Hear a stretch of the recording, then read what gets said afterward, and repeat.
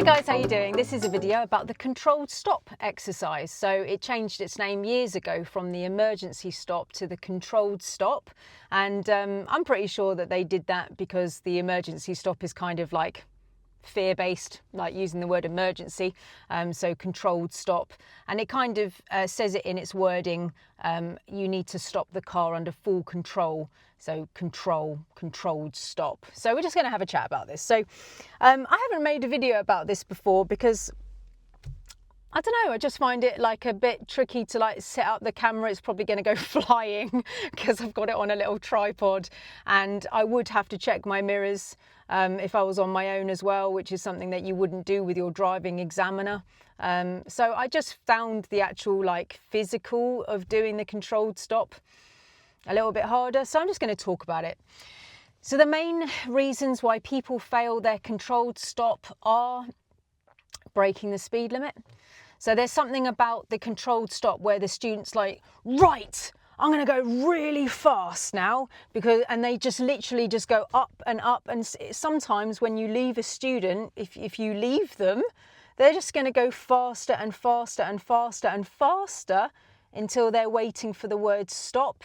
And I'm sure that if you left them, they would have no limit to how fast they go, right?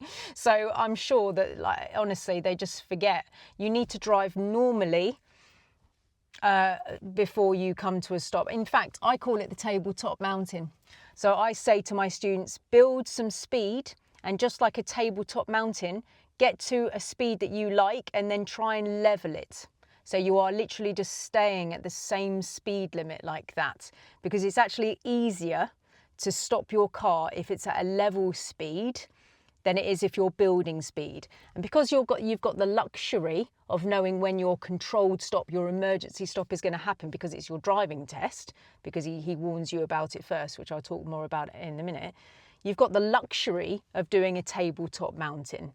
In reality, the controlled stop's going to happen at any time because it's the emergency stop. Somebody might walk out in front of you. Somebody may pull out in front of you. But you've got the luxury of knowing when it's going to happen. The examiner on your driving test, if you're chosen 1 in 7, is going to pull you up on the left first in a safe and convenient place. Or if he's given you a special permission, he'll say, don't worry about the line, or don't worry about the driveway, or whatever. He'll give you a special permission if you're breaking a rule of some description. If not, pull up in a safe and convenient place where you could leave the car for a couple of weeks, right? I've spoken about that on other videos, that's not important now. But anyway, when you're pulled up on the left, he will then say, we're going to do the controlled stop exercise on this road. What I'd like you to do is drive down this road normally. He's got a little speech that he's going to say, I don't know it off by heart. I'd like you to drive down this road as normally as possible, or whatever. And then I'm going to look around to see if you can do the manoeuvre. So he is the one who checks round, and then he'll say, and then I'll give you this signal, stop. And he'll put his hand out like this, right in front of you, and say the word stop. And then you perform your controlled stop exercise, brake and then clutch, or both at the same time, depending on your speed, right? If one's going to be first, brake and then clutch, just so you don't speed up with that clutch first, yeah? And then you come to a stop. Now, because he's doing all of the observations for you, you can trust that his observations are sorted for your safety. So you don't have to check your mirrors first. And actually, that's very realistic, isn't it? So let's just be honest. If a kid walked out in front of you, you wouldn't be like, oh, I'm going to check my mirrors because I just need to know if anyone's behind me first. Like, you would just stop for the kid that's in front of you, right? It wouldn't actually matter at this stage what's behind you. You would just hope that people are doing their adequate clearance from you so they don't go into the back of you as well, but that's up to them, right? You're not going to, looking in your mirror, that's not going to make you make any different decision about somebody being in front of you. Yeah. So yeah, and then you just come to a complete stop. The second thing that people fail for is the observations after the manoeuvre. So just like I said, we've come to a stop, brake and clutch, or depending on your speed, both at the same time. You're only going to be doing it on a 30-mile-an-hour road, by the way, on your driving test. It's not going to be on a faster road than that, okay? I did some research about it once, so 30-mile-an-hour top speed, okay? In your life, you might be doing emergency stops on all speeds. I had to do one on the M25 once. So that is a 70-mile-an-hour road. I was going round a bend, and as I went round the bend, this was when I was much, much younger. Okay, I wasn't a driving instructor. I was listening to my music, loving life, and then went round the corner, and then everything was stopped. Literally, the whole carriageway was totally stopped, and yeah. And I did an emergency stop, and I didn't have ABS, which is the anti-lock braking system. So when I put my brake on, all my wheels locked, and I totally lost control. And I was literally, my steering wheel had gone completely light, and I was just going like this, and I had no control.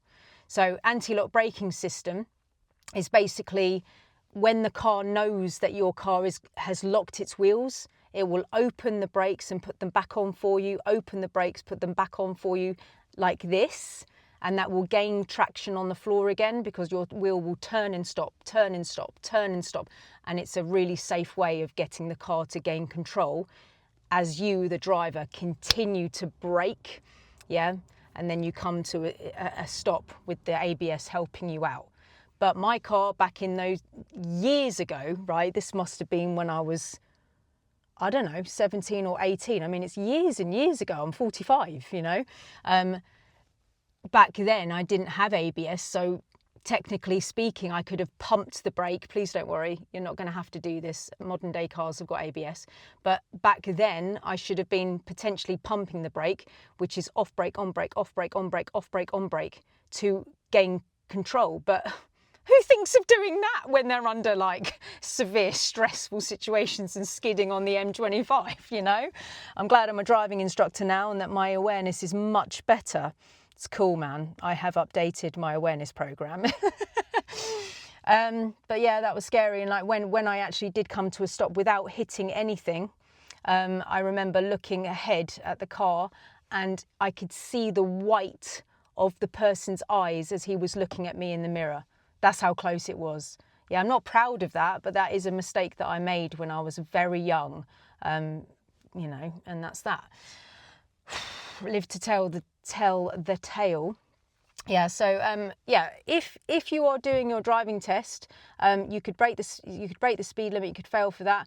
Afterwards, you don't check all the observations afterwards. So after you've stopped, totally stopped, it is over, there is cease of movement in the car, yeah, then when you have stopped, this is nothing to do with when you're moving, when you've stopped, handbrake neutral, handbrake neutral to say that you've stopped, that it's over. Never pull the handbrake on when you're moving.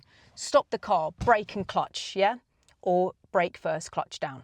Stop the car, hold the steering wheel at the 10 to 2 position so you are in control of your car, yeah? Don't go like this. Lots of girl students go, ah, and then they fling their hair down, yeah? And that, keep poised, look ahead. Brake and clutch, yeah? So you don't stall. It doesn't matter if you do stall, by the way. If you only brake and you have braked to stop and you've been successful, the car obviously will stall, but you're not going to fail for that, okay? It would be nicer for the car if you don't stall. I think your driving instructor is going to really want you to do that, okay? Because it would be nicer and kinder to the car if we don't stall under those conditions. So brake and clutch, similar timing, or brake first, okay? Don't use the clutch first because you're going to have that swimming kind of injecting feeling of speed as you go forward, and then it will be harder for you to stop the car. So don't put the clutch down first. This could be a problem if you put the clutch down first. I have seen people pass for it, but it gives you a kind of burst of speed when you're trying to stop. That is not good. You're trying to not hit the hazard in front of you. So you wouldn't want to inject speed into the car first, brake first, clutch down, or both at the same time at 30 miles an hour, and your test would be fine. When I say 30 miles an hour, by the way, I don't teach my students to go up to 30 to do this. I always go, look, cap it off at around about 22, 24, tabletop mounting it to that, and just keep it like that. Yeah, that's how I teach it. Up, tabletop. Choose a speed limit that you like and tabletop mounting. Control the car. Look ahead. brake and clutch, yeah? You're not checking any of your mirrors because the examiner is doing that full check round. Another thing that people fail for is overtaking a parked car perhaps, and then never coming back into the left. They're so in their head about the controlled stop that they overtake the car and then they just stay on the wrong side of the road waiting for the word stop. I've had people fail for that, okay? Make sure that you come back into the left and that you're on the correct side of the road when you're doing the manoeuvre. Sometimes your instructor, examiner, will tell you to do the manoeuvre where it's going to be on a long straight road, okay? But other times they will tell you at the side of the road what you're doing, but then you'll have like a little mini roundabout to do, or you'll have you're meeting traffic, you've got other things to do. So it's not necessarily just going to be a straight long road. It might be that you're told to do the controlled stop and then at the roundabout go straight on, and then you have to deal with that. And then afterwards you've got to be like, right, I'm still like potentially doing the controlled stop here. I've got a colleague who had a student who misunderstood what they were supposed to be doing. So I believe that the student had a different language to the instructor, so that when they were explained how to do the controlled stop and the examiner was explaining, we're going to do the controlled stop, I'm going to have this sign, stop, I'd like you to stop the car. There must have been a problem with the lost in translation kind of understanding, because when the examiner looked around, checked everything and said, stop, the student just went, mirrors, signal, pull up on the left beautifully, handbrake neutral signal, and then just went, okay, what next? Obviously he didn't do a controlled stop, he did a pull up on the left. So I'm afraid he failed for that because there was a misunderstanding of what was going on there.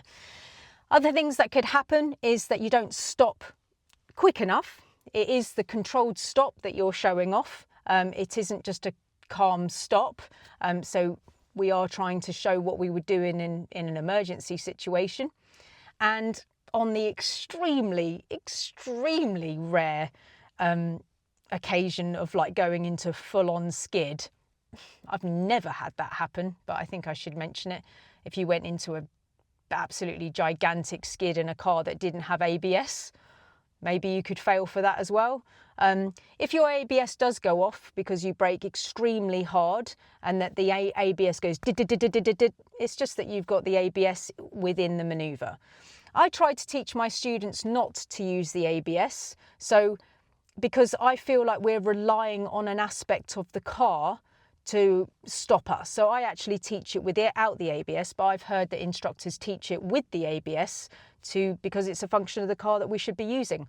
I think that's going to be up to you and your instructor, I think.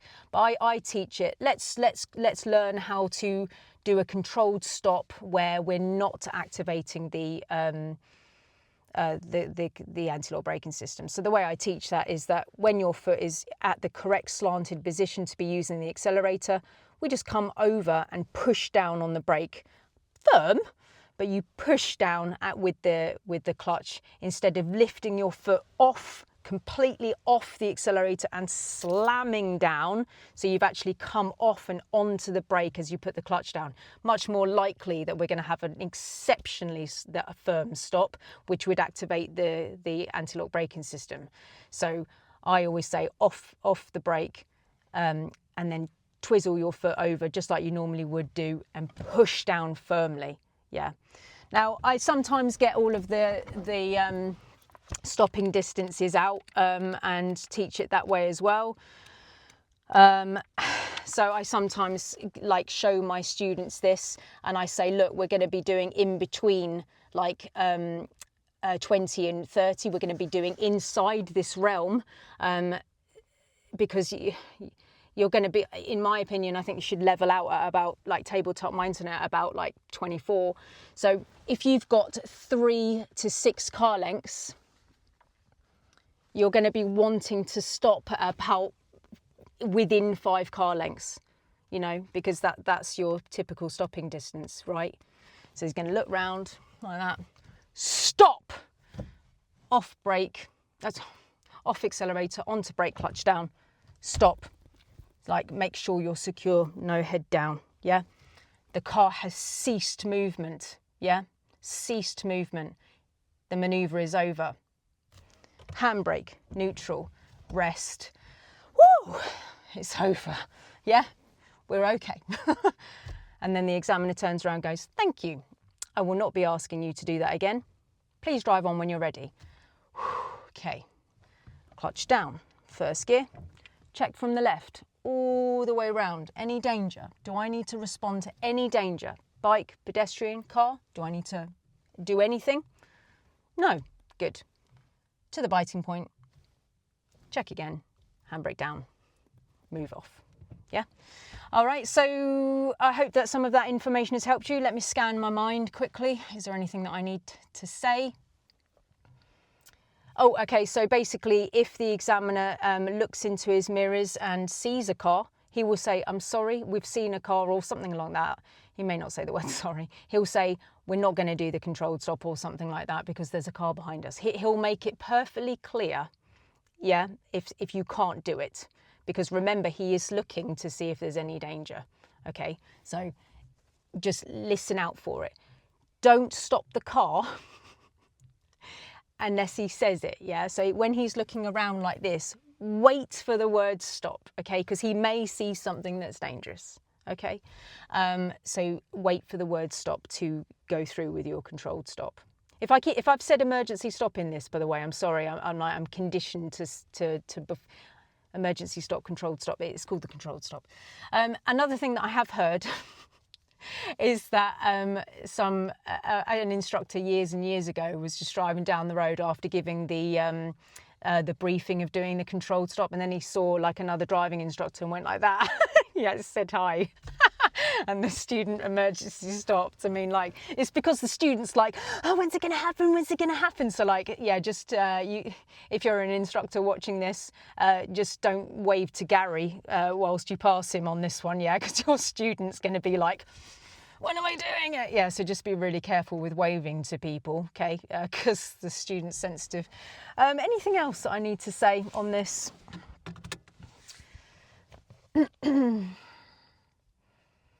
I've probably missed something. If I have, instructors, just fill it in the comments below. Just trying to think. No mirror checks. Controlled stop as if, yeah, firm stop. Brake first. Come back to the left after cars. Don't break the speed limit. I'm under pressure. If I've missed something, please put it in the comments below. All right, guys, I really hope this bit of information has helped you today, and I'll see you on the next video.